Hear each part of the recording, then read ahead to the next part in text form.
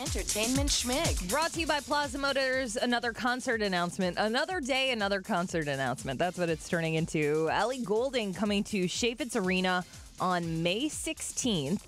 And tickets for that show go on sale this Friday. Hang on, let's do it like this. Oh, did you already announced it? Yeah. All right.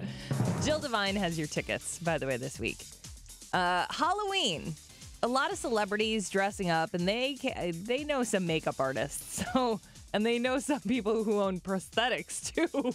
Heidi Klum, again. Holy cow. Wow. Dressing up as Jessica Rabbit, proving that Jessica Rabbit is not at all sexy at all. No. I mean, when you see it in, like, human form, you're like, ugh. Freaky. I It's gotta like tell you, eyelids. It's amazing. there is still something about. It's very similar to the Today Show making the Charlie Brown characters Look like freaky they looking. They all look like Toxic Avenger. Yeah, Yeah. It's that whole thing was just such a sell-off. By I the mean, way- you know. By the way, did you see James Gunn, St. Louis and director?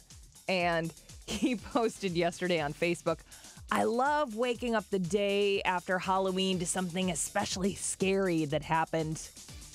Mission accomplished. And he posted a picture of an article of all the Today Show people dressing up as Peanuts characters, especially Al Roker. Yeah, his ears. Yeah, I know. Somebody said he looked more like Shrek than Charlie Yes, Brown. exactly. And I got to tell you. And a little like, what's his face from the Goonies? Oh, yeah. Oh, yeah. Sloth. Baby Ruth. But yeah, lots of celebrities. Tyra Banks dressed up as Richard Branson, not Richard Dyson. This is Richard Dice. Neil Patrick Harris and his family did Star Wars. Neil was Obi-Wan.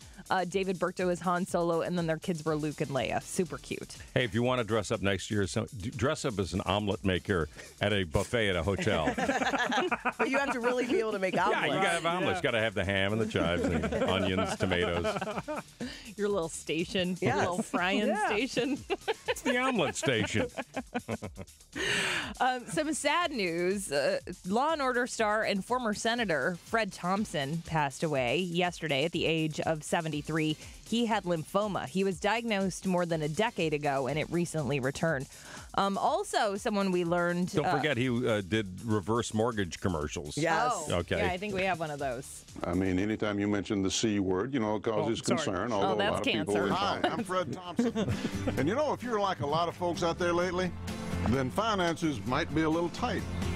Well, maybe it doesn't have to be that way. All right. Well, it doesn't anymore.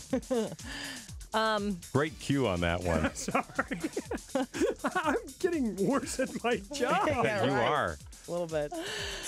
Let's talk about our Dead or Alive game that we played on Friday. Someone's name, Who won that, by the way? Kevin. Kevin, you came in second. I came in dead last. Pun Dead intended. last. But I think, even if I get the point and it's taken away from both of you, I still lose. Al Molinaro from Happy Days passed away. Just hours before we did the game. Yeah. Yes. At the age of 96.